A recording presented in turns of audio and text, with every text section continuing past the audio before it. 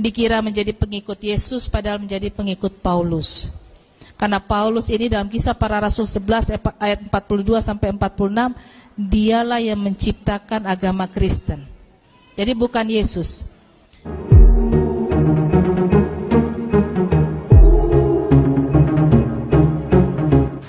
Assalamualaikum warahmatullahi wabarakatuh. Alhamdulillah, terima kasih sahabat semua yang masih stay di channel ini. Yang baru bergabung di channel ini, silahkan subscribe, tekan loncengnya untuk notifikasi, supaya ketika saya mengupload video terbaru, teman-teman semua mendapatkan informasinya, insya Allah. Baik teman-teman, kali ini kita akan melihat video dan bereaksinya, yaitu mantan pendeta yang dia menceritakan pengalaman spiritual perjalanan menuju mu'alaf. Subhanallah. Kita langsung lihat videonya. Bismillah. Assalamualaikum warahmatullahi wabarakatuh.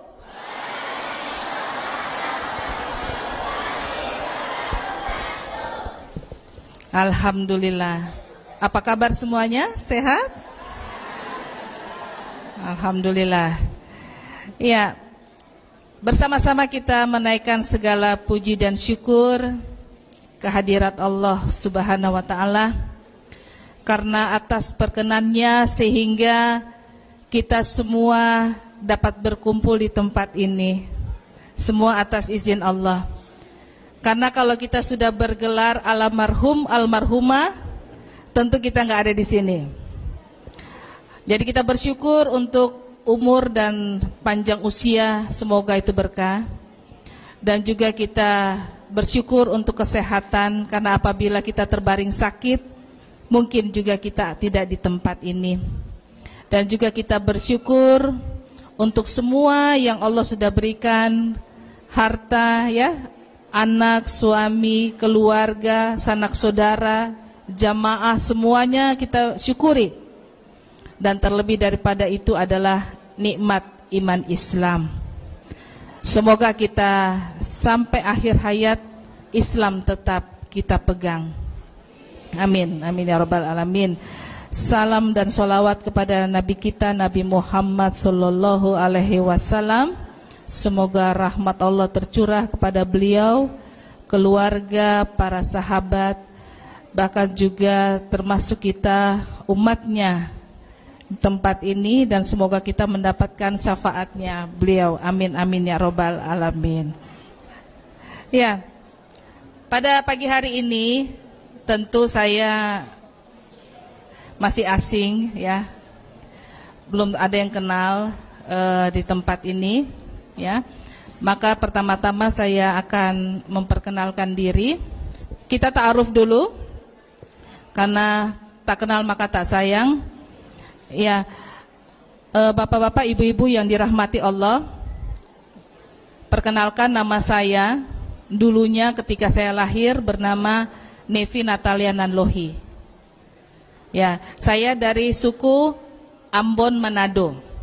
Jadi ayah Ambon, ibu Manado. Ya, dan berasal dari keluarga Kristen Protestan yang taat. Kemudian saya pendeta selama kurang lebih 14 tahun. Saya dari Kristen Protestan. Kemudian juga dulu pernah di Lembaga Alkitab Indonesia selama 10 tahun. Jadi Lembaga Alkitab Indonesia itu adalah lembaga yang mencetak Alkitab yang dipakai oleh umat Kristen. Ya, jadi kalau di Kristen itu ada banyak aliran. Jadi Alkitabnya itu sama dipakai terjemahan dari Lembaga Alkitab Indonesia. Singkatnya, saya syahadat di Surabaya 6 Januari 2016. Lalu diberi nama Islam, Natalia diganti Amalia. Alhamdulillah. Status saya sudah menikah, dan aktivitas saat ini adalah kuliah di Sekolah Tinggi Dirosat Ilmu Dakwah Al-Hikmah Jakarta. Lalu saat ini saya juga menjadi pengurus Komisi Nasional Anti Pemurtadan Pusat Jakarta, lalu pendiri Gerakan Islam untuk Semua, Dan aktivitas selanjutnya adalah aktif dakwah dan membina mu'alaf. Sudah? Ya, tema yang diberikan pada saat ini adalah mengapa saya memilih Islam. Ya, tapi pertama-tama saya akan membahas dulu kira-kira menurut bapak-bapak, ibu-ibu, semua agama itu sama apa enggak? Kok enggak sama? Kenapa? Kenapa enggak sama? Apakah semua agama itu sama dari Allah? Pertanyaannya yang kedua, mengapa kita Islam? Ada yang bisa menjawab? Kira-kira kenapa? Ya? Kenapa kita Islam? Kebanyakan kalau menjawab karena orang tua saya Islam. Betul ya? Ya, siapa di sini yang dulunya bukan Islam? Ada? Tidak ada ya, alhamdulillah. Berarti semuanya punya modal, yaitu Islam sejak lahir. Ya, berbeda dengan saya dan mungkin saudara-saudara yang lainnya. Kami menemukan Islam pada pertengahan perjalanan kehidupan. Ya, tapi tetap sama-sama kita bersyukur. Tapi pertanyaan saya tadi belum dijawab. Kenapa kita Islam? Selain tadi karena keturunan, karena ingin selamat. Baik, kita lihat jawabannya. Kita memeluk agama Islam karena kita yakin Islam itu adalah agama yang lengkap, agama yang sempurna, mengatur semua kehidupan manusia guna mencapai kebahagiaan dunia dan akhirat. Betul tidak? Tapi gimana caranya menyampaikan bahwa agama Islam ini adalah agama yang benar, agama yang pantas untuk diikuti, agama yang pantas untuk diyakini kepada mereka yang belum Islam. Itu PR-nya.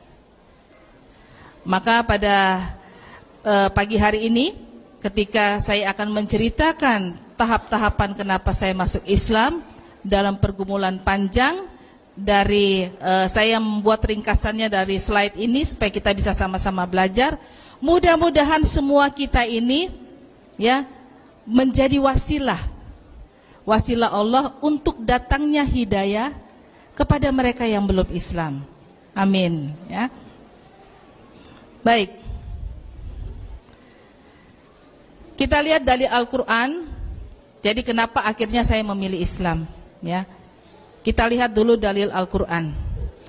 Quran surah 61 ayat 9, Allah Subhanahu wa taala berfirman, "Dialah yang mengutus rasulnya dengan membawa petunjuk dan agama yang benar agar dia memenangkannya atas semua agama walaupun orang-orang musyrik membencinya." Ya. Jadi ini kenapa kita Islam? Karena kita yakin bahwa Islam adalah agama di atas semua agama dan kepercayaan yang lain. Berarti Islam sebenarnya harusnya di muka bumi ini semuanya Islam. Dan bagaimana kita membuktikannya? Di sini dikatakan bahwa dalil ayat ini, bapak-bapak dan ibu-ibu yang dirahmati Allah, adik-adikku sekalian, tidak ada di dalam kitab-kitab agama lain. Saya mau tanya dulu, kalau bunda-bunda memilih investasi, ya, misalkan ingin menanamkan uangnya kepada seseorang atau sebuah lembaga, kira-kira bunda lihat apanya dulu? Lihat apanya ini dulu? Ya, kalau bunda-bunda semua pasti perhitungan keuntungannya dulu. Nah, makanya ketemu investasi bodong, ya. Karena dilihat yang untungnya dulu, yang enaknya dulu. Padahal kalau kita ingin melihat atau menginvestasikan sesuatu, yang kita lihat kira-kira legalitas dari lembaga itu bisa dipercaya apa tidak, betul nggak? Kira-kira kalau saya menanamkan uang saya di bank ini, uang saya dibawa lari apa tidak? Betul nggak ya? Sama dengan agama. Kira-kira saya meyakini agama ini betul-betul agama yang hak atau bukan, adalah kita melihat siapa penjaminnya. Dan di dalam semua agama hanya Islam yang Allah langsung menjamin. Maka itu salah satunya kenapa saya masuk Islam. Dari Al-Quran berikutnya, Quran Surah Ali Imran ayat 19, Allah Subhanahu Wa Taala berfirman, sesungguhnya agama di sisi Allah ialah Islam. Tidaklah berselisih orang-orang yang diberi kitab. Berselisih di sini artinya ada banyak orang yang berselisih atau bertengkar mana yang benar, ya. Orang yang diberikan kitab kecuali setelah mereka memperoleh ilmu. Karena kedengkian di antara mereka. Barang siapa ingkar terhadap ayat-ayat Allah, maka sungguh Allah sangat cepat perhitungannya. Jadi kepada orang-orang yang sudah diberikan petunjuk, ya, kepada orang-orang yang sudah diberikan suatu kebenaran, lalu dia ingkar kepada kebenaran itu, maka perhitungan Allah sungguh cepat. Pertanyaannya tadi saya balik lagi, apakah semua agama sama? Ya, boleh sebut satu, kenapa tidak sama? Iya, banyak senyum. Kalau semua agama itu sama dan semua agama itu benar, ya, ikhwan yang nggak sempat Jumatan, boleh dong mingguan di gereja, betul nggak? Kan semua agama sama, ya. Berarti kalau tidak sempat sholat Jumat di masjid, saya pindah aja deh ke gereja hari Minggu. Kan semua agama sama, betul ya? Kalau semua agama sama dan benar, berarti tidak ada istilah halal dan haram. Semuanya halal, ya. Nah, itu kalau semua agama sama, berarti tidak ada istilah halal dan haram. Kalau semua agama itu sama dan benar, berarti tidak ada istilah apa? Mu'alaf dan murtadin. Semuanya, bukan semuanya mu'alaf, semuanya tidak murtad, ya. Jadi bunda kalau nggak sempat sholat atau pengen sekali-sekali ngerasain kebaktian di gereja, boleh, karena semua agama sama dan benar. Itu kalau seperti itu, ya. Jadi tidak ada istilah orang murtad, ya. Masya Allah. Kalau semua agama sama dan benar, maka kita wajib juga mengakui Tuhan-Tuhannya dari kepercayaan lain. Tuhan yang bisa jadi manusia, para dewa-dewa, para dewi-dewi, kita pun akui sebagai Tuhannya kita, sebagai Allahnya kita. Itu kalau semua agama sama. Kalau semua agama sama dan semua agama benar, maka semua kitab suci itu kita harus yakini kebenarannya. Alkitab, Weda, Tripitaka, semua kita akui menjadi kitab suci kita selain Al-Quran. Kalau semua agama sama dan semua agama benar, terakhir, tidak mungkin saya masuk Islam, insya Allah. Banyak orang terjebak di dalam pemikiran saat ini, jadi berhati-hati ya. Banyak orang terjebak begini, ya sudahlah, ya agama itu nggak penting, yang penting itu perbuatan baik. Sekarang beredar di kalangan anak-anak milenial atau orang-orang milenial adalah agama tidak penting lagi. Yang penting saya berbuat baik, saya nggak menyakitin orang, ya, saya tidak membunuh, saya nggak menyusahkan orang, tapi saya tidak perlu sholat, saya tidak perlu puasa, saya tidak perlu berzakat, saya tidak perlu berinfak, saya tidak perlu baca Al-Quran, dan saya tidak perlu melakukan amalan-amalan soleh lainnya, karena cukup saya berbuat baik. Nah, sekarang beredar pemahaman seperti ini, dan kita di akhir zaman ini, zaman fitnah, hati-hatilah, karena banyak sekali hal-hal yang bisa meruntuhkan akidah kita. Na'udzubillah, jangan sampai. Makanya kita dekatkan diri kepada Allah, dekatkan diri juga kepada orang-orang soleh dan soleha untuk saling mengingatkan. Jadi kalau semua agama itu sama, terakhir tadi saya katakan, tidak mungkin saya masuk Islam. Di agama saya itu enak sekali, ya. mohon maaf banget ya, mohon maaf sekali, daging babi itu enak, ya, gurih. Nauzubillah, jangan ada yang sudah pernah rasa ya. Dan kue atau coklat yang pakai unsur minyak babi atau ada unsur babinya itu pasti enak. Kenapa saya bisa membandingkan? Karena dulu saya kan mantan kafir, makan yang haram, ya. Kemudian ketika sudah Islam, cari yang halal, coklat. Saya rasa perbandingannya jauh sekali. Tapi nggak apa-apa, tidak enak di dunia, tapi tidak sengsara di akhirat, ya. Jadi jangan sampai kita mau enak di dunia, sengsara di akhirat. Nauzubillah. Kedua, di agama saya dulu, kan kalau kita sholat sehari berapa kali? Sunnahnya? Nah, sunnahnya banyak, ya. Jadi orang menganggap Islam itu agama yang paling repot. Harus sholat, harus wudu, ya. Sudah itu selesai sholat harus zikir, ya. Kapan punya waktu untuk diri sendiri, ya?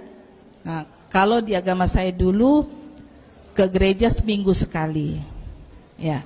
Ada mantan jemaat saya mengatakan gini, pendeta dulu waktu panggil saya, enak ya kita, kenapa?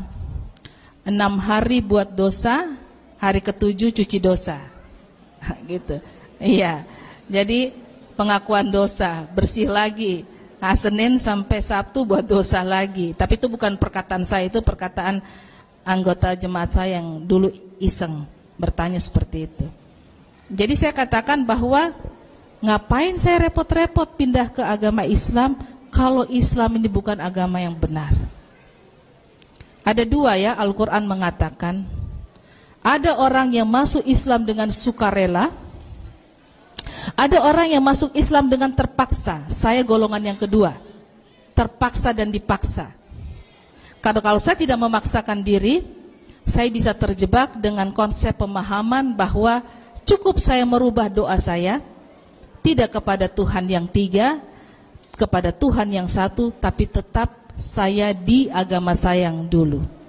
Banyak sekali pastor, pendeta seperti itu, banyak. Tapi karena saya tahu bahwa Islam adalah agama yang benar, agama yang mengalahkan semua agama-agama di muka bumi ini, yang kebenarannya penjaminnya adalah Allah, tidak ada yang menjaminnya, hanya Allah. Maka mau tidak mau, suka tidak suka, saya harus Islam. Dan sesungguhnya setelah saya mempelajari Al-Quran lagi, ternyata kita ini ya dulunya pernah berjanji kepada Allah bahwa hanya Allah satu-satunya Tuhan, tidak ada Tuhan lain selain Allah. Tapi ketika kita dititipkan di dunia ini, nah, orang tua kitalah yang membuat kita menjadi bukan Islam. Maka ketika kita mengembara di dunia ini, ada banyak petunjuk. Jadi kalau kita jalan ya, mungkin dari Solo mau ke Jakarta kan kita lihat arah panah, ya betul nggak? Lihat rambu-rambu, lihat petunjuk jalan. Nah, di dunia ini Allah sudah memberikan petunjuk. Hanya mereka sajalah yang beruntung yang mendapatkan petunjuk. Maka saya katakan hidayah itu mahal.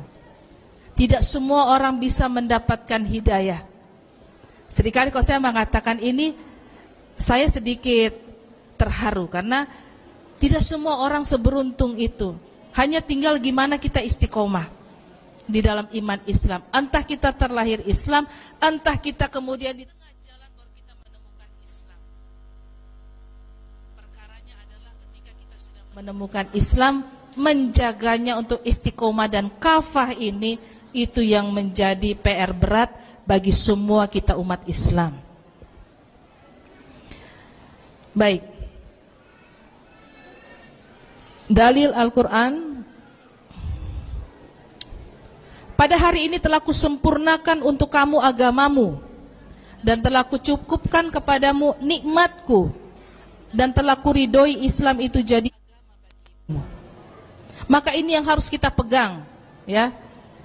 Kita sempurnakan iman Islam kita dengan cara kita melakukan taat dan takwa kepada Allah.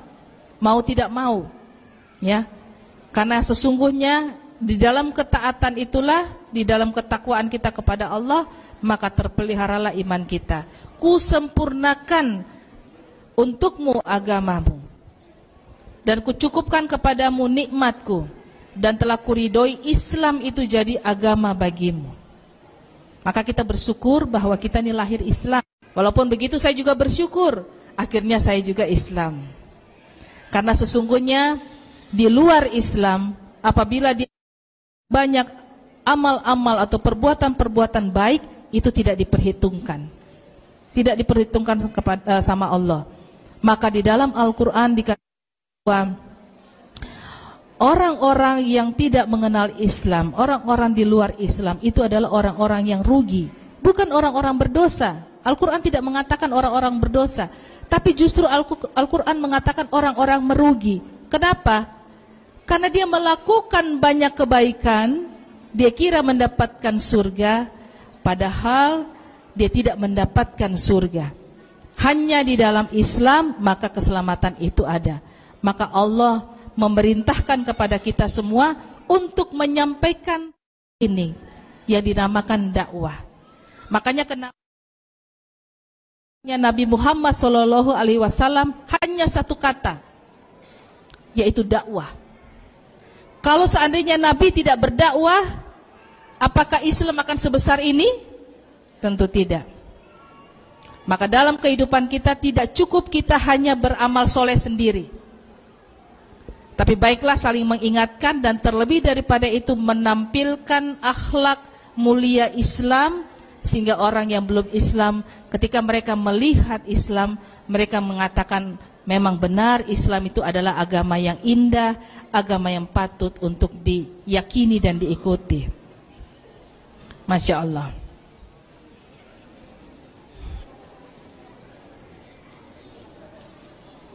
Ya, saya sampai pada kesimpulan ini. Bukti Al-Quran bahwa Yesus atau Nabi Isa alaihissalam hanya diutus untuk kaumnya saja. Quran surah Ali Imran ayat 48-49, dan dia Allah mengajarkan kepadanya Isa, yaitu kitab, hikmah, rasul kepada Bani Israel. Quran surah 43 ayat 59, Allah Subhanahu wa taala berfirman, dan Isa tidak lain hanyalah seorang hamba yang telah kami beri karunia atau kenabian atasnya, dan kami menjadikannya sebagai teladan bagi Bani Israel.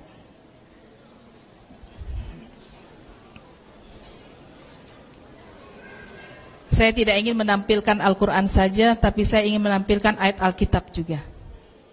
Kesaksian Alkitab tentang kenabian Yesus. Kisah Para Rasul 13 ayat 23 itu perjanjian baru, dan dari keturunannya lah, sesuai dengan yang telah dijanjikannya, Allah telah membangkitkan juru selamat bagi orang Israel, yaitu Yesus. Apakah tidak kurang cukup petunjuk yang Allah kasih? Ada satu pembahasan saya, 13 alasan kenapa saya masuk Islam. Yang saya temukan kebenaran Islam justru ada di dalam Alkitab. Saya berikan beberapa saja ya. Pertama, ternyata Tuhan memperkenalkan dirinya itu Esa satu. Kenalkan dirinya itu Esa satu. Aku adalah aku, tidak ada Tuhan selain aku. Tidak ada ilah selain aku. Tidak boleh seorang pun menyembah ilah lain di hadapanku, dan tidak ada seorang pun boleh menyembahnya, karena aku adalah Allah yang pencemburu. Aku akan membalaskan kesalahan mereka, kesalahan dari keturunan yang ketiga sampai dengan keempat. Maka hukum yang pertama di dalam Alkitab, Tuhan memperkenalkan dirinya itu Esa satu. Lalu kemudian dalam perjalanan iman dari orang-orang agama saya dulu, Tuhan dalam satu pribadi, ya. Jadi Tuhan itu bisa jadi manusia, padahal Tuhan mengatakan bahwa dia itu Esa satu, dan dia tidak sama dengan manusia. Kedua, Yesus memperkenalkan dirinya bahwa dia seorang utusan. Dia hanya seorang nabi. Hai bangsa Israel, sembahlah Tuhan Allahmu, Tuhan yang Esa, dan percayalah kepadaku, karena aku ini adalah utusan Bapa. La ilaha illallah, Isa Rasulullah. Itu yang kedua. Yang ketiga, Yesus mengatakan bahwa dia datang bukan untuk orang di luar Israel, namun justru dia datang kepada umat Israel. Keempat, ternyata di dalam Alkitab ada perintah wudu, tetapi tidak tulis kata wudu, hanya ayatnya bunyinya begini. Ketika engkau hendak menyembah Tuhan Allahmu, basuhlah tanganmu, basuhlah wajahmu, basuhlah dirimu, lalu setelah itu sujudlah engkau menyembah Tuhan Allahmu sampai mukamu menyentuh tanah. Kira-kira yang berdoa seperti itu siapa? Umat Islam. Dulu saya berdoanya kan begini. Jadi saya mau duduk, mau berdiri, mau tidur nggak masalah. Lalu ternyata di dalam Alkitab ada perintah berdoa menghadap kiblat. Saat itu kiblatnya adalah Yerusalem. Sekarang kan Mekah. Jadi berdoa menghadap kiblat. Siapakah yang selalu berdoa menghadap kiblat? Kita umat Islam. Tapi dulunya saya katakan ribet sekali umat Islam. Kalau mau berdoa mesti nyari mana kiblatnya ya. Ya. Jadi itu dulu saya berpandangan seperti itu. Lalu ternyata di dalam Alkitab ada perintah perempuan seharusnya menudungi kepalanya dengan kain, alias berjilbab.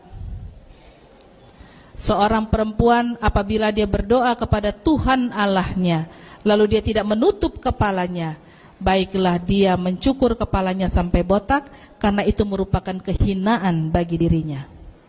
Maka tanda kemuliaan seorang wanita adalah ketika dia menudungi kepalanya. Perintah berjilbab. Kemudian saya menemukan lagi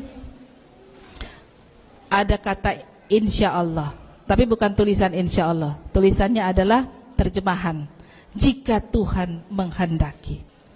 Apabila engkau hendak melakukan suatu perjalanan usaha ke daerah, ke suatu daerah, maka ucapkanlah jika Tuhan menghendaki. Karena apabila engkau tidak mengucapkannya, engkau adalah manusia yang tidak tahu apa yang ada di depanmu. Maka seharusnya engkau selalu mengatakan jika Tuhan menghendaki. Siapakah umat yang selalu mengucapkan itu kalau bukan umat Islam? Maka ada banyak lagi kebenaran-kebenaran yang saya justru temukan di dalam Alkitab, yang justru dilaksanakan oleh umat Islam, tapi dilalaikan oleh umat Kristen. Nah, ini yang harus kita luruskan. Dan ketika saya menghadapi mereka, saya tidak memakai Al-Quran, saya memakai Alkitab. Nah itu, mengapa saya memilih Islam itu tadi semua. Bahwa di dalam Islam adalah agama yang penjaminnya adalah Allah. Lalu kenapa saya memilih menjadi pengikutnya Nabi Muhammad SAW? Karena Nabi Muhammad SAW adalah nabi yang membawa rahmat bagi seluruh alam semesta. Sementara dulu Yesus yang saya anggap sebagai Tuhan, juga ada yang menganggapnya sebagai nabi, dia hanya kepada Bani Israel, dan sekarang masanya sudah expired. Tahu expired ya? Sudah habis. Ya. Jadi kalau ada yang sekarang mengaku pengikut Yesus, itu lebih kepada pengikut Paulus. Karena sesungguhnya saat ini saya adalah pengikut Yesus yang sebenar-benarnya, yaitu Islam. Nah, itu yang selalu senantiasa menjadi PR untuk saya dan untuk kita semua sebenarnya. Menyampaikan ini, bahwa sesungguhnya adalah nabi-nabi, termasuk Nabi Isa alaihissalam, adalah utusan hamba Allah yang diutus untuk menyampaikan kabar gembira, itu kabar keselamatan, yaitu Islam. Jadi seringkali orang membuat sebuah opini atau pemikiran bahwa Islam itu agama yang terakhir. Tidak. Islam itu sejak dunia ini diciptakan. Ya, sejak para nabi pertama diberikan amanah, itu sudah Islam. Maka sekarang tugas kita adalah bagaimana menyampaikan tentang Islam dalam kehidupan kita. Ya. Dakwah yang sesungguhnya yaitu bagaimana mengajak yang belum Islam menjadi Islam. Siapa sini bawa Al-Quran? Kalau bawa Quran surah 3 ayat 19 sampai 20.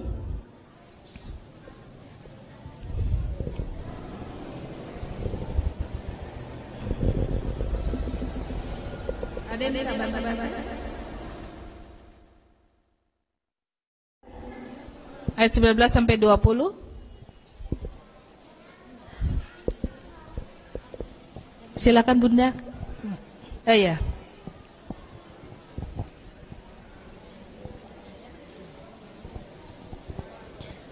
A'udzu billahi minasyaitonir rajim.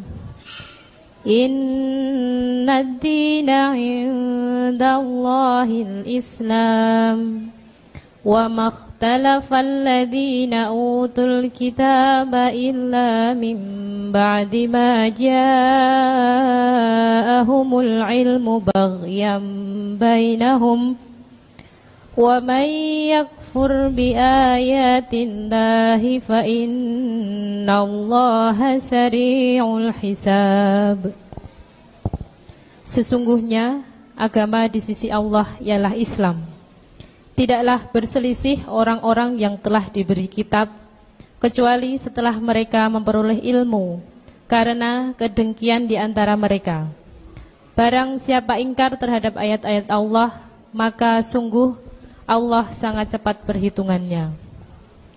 Jadi sebenarnya di muka bumi kita akan menjumpai banyak sekali orang-orang yang masih ingkar dengan kebenaran Allah, yaitu Islam. Tidak sedikit orang yang bertengkar, tidak sedikit orang yang meragukan kebenaran Islam.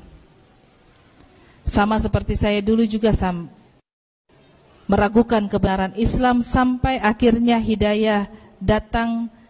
Dan hidayah itu akhirnya saya jemput setelah melalui proses 2,5 tahun menemukannya. Dari sebuah pertanyaan yang singkat saja. Apa yang kamu pahami tentang Islam? Maka dari keterbatasan yang saya pahami tentang Islam menimbulkan kebencian kepada Islam. Maka saya sadar setelah saya Islam, saya tahu bahwa masih banyak di luar sana mereka yang tidak tahu Islam, maka mereka membenci secara sepihak. Maka ada baiknya tugas kita adalah bagaimana kita menampilkan tentang akhlak yang mulia. Ya, saya masuk Islam karena saya berjumpa dengan akhlaknya Rasul Nabi Muhammad SAW yang dulunya diberitakan tentang akhlaknya Nabi yang rusak sekali, ya, sehingga akhirnya mereka membenci Islam.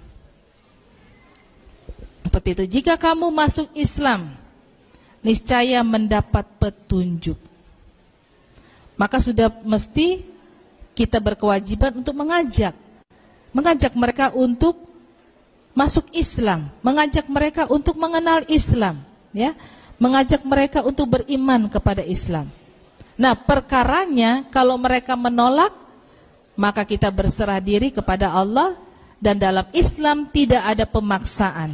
Karena sesungguhnya hidayah itu milik Allah, maka hanya Allah yang tahu kepada siapa yang Allah kehendaki untuk diberikan hidayah. Ya. Maka itu yang harus kita pegang bersama-sama. Kita tidak usah sedih apabila dalam menyampaikan Islam lalu kita ditolak. Karena sesungguhnya Nabi juga dulu ditolak, dihujat, dikatakan gila. Termasuk saya juga dikatakan, oh Nevi sudah gila masuk Islam. Saya katakan lebih tepatnya baru sembuh dari gila. Ya. Ya.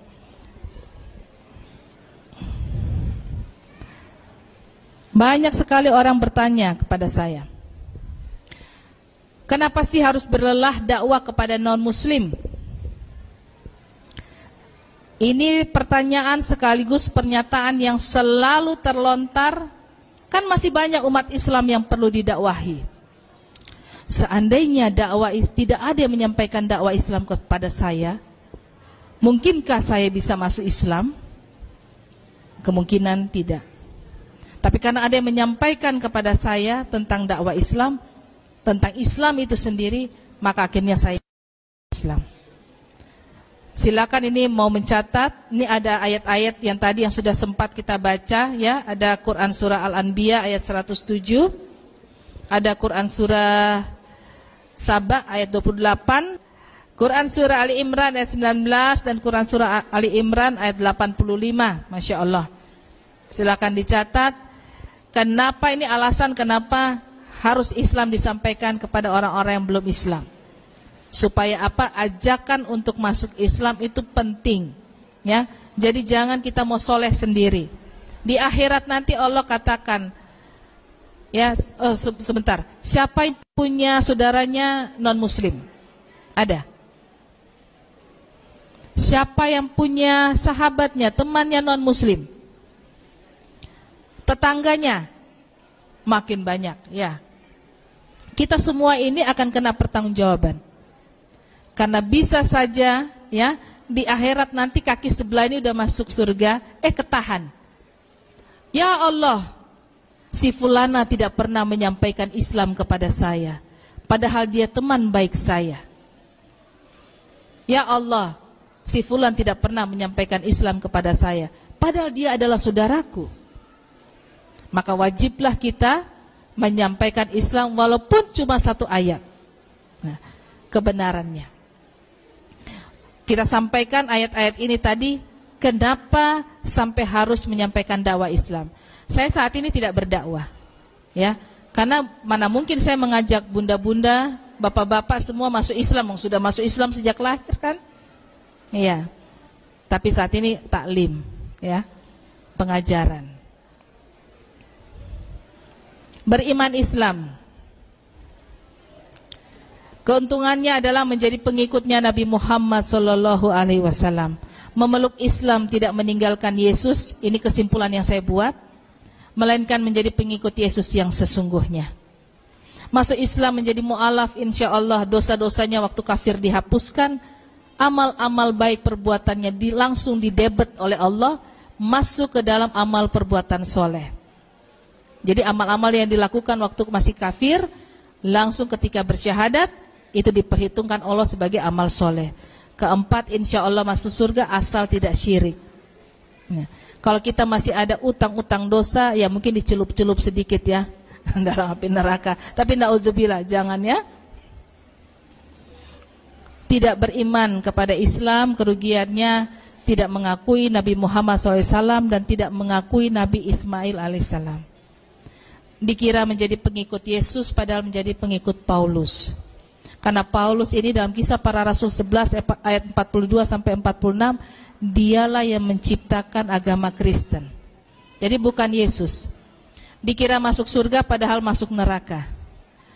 Lalu menjadi dosa syirik, percaya kepada 3 Tuhan. Ya, Kristen walaupun agama besar, agama resmi dan diakui dunia, tapi tidak diakui oleh Allah Subhanahu wa taala. Mau yang mana? Mau diakui oleh Allah atau tidak, ya? Maka bagi saya adalah saya pengen diakui oleh Allah.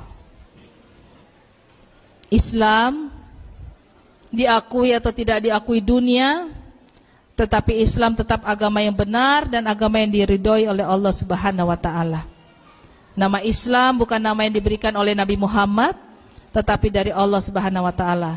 Tapi kalau Kristen adalah sebutan atas nama yang diberikan oleh Paulus yang adalah musuh Yesus, pengkhianat, pembunuh pengikut Nabi Isa.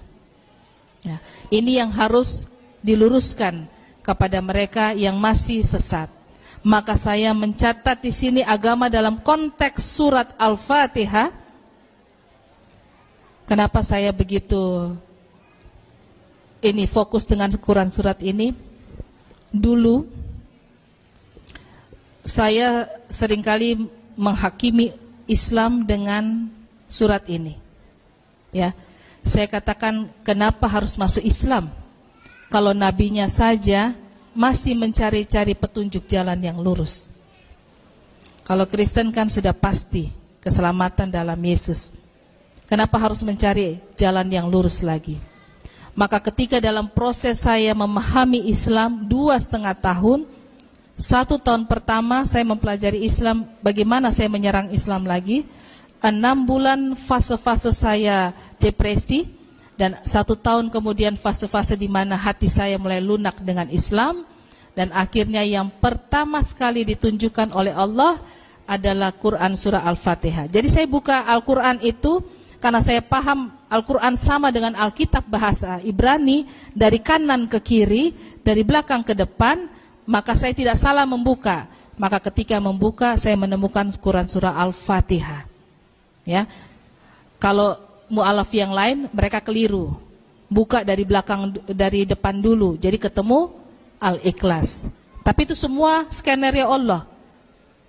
Saya butuhnya Al-Fatihah, makanya ditunjukkan Al-Fatihah supaya tidak keliru dengan pemahaman Shiratal Mustaqim, ya, jalan yang lurus. Jadi jalan yang lurus saya bagi 3 di sini. Jalan yang lurus Islam, jalan yang dimurkai Yahudi, dan jalan yang sesat itu adalah Kristen. Dan tugas kita adalah bagaimana menyampaikan kepada mereka masih tersesat ini, agar mereka kita mintakan petunjuk kepada Allah, diberikan petunjuk yaitu hidayah. Semoga mereka bisa masuk Islam. Subhanallah, subhanallah, alhamdulillah. Itulah perjalanan mantan pendeta yang sekarang menjadi pendakwah, dan dia menjadi pembina mu'alaf melalui begitu panjang pencarian. Bahkan dia semula hanya untuk mencari kelemahan Islam. Akhirnya hatinya bergejolak, dia mencari-cari, dan dia menemukan hidayah dalam surah Al-Fatihah. Semoga beliau istiqomah dalam perjuangan, membimbing para mu'alaf, dan selalu dirahmati Allah dalam jalan Shiratal Mustaqim, insyaallah. Terima kasih sahabat semua, semoga bermanfaat video ini. Teman-teman yang baru bergabung di channel ini, silahkan subscribe, tekan loncengnya untuk notifikasi, supaya ketika saya mengupload video terbaru, teman-teman semua mendapatkan informasinya, insya Allah. Assalamualaikum warahmatullahi wabarakatuh.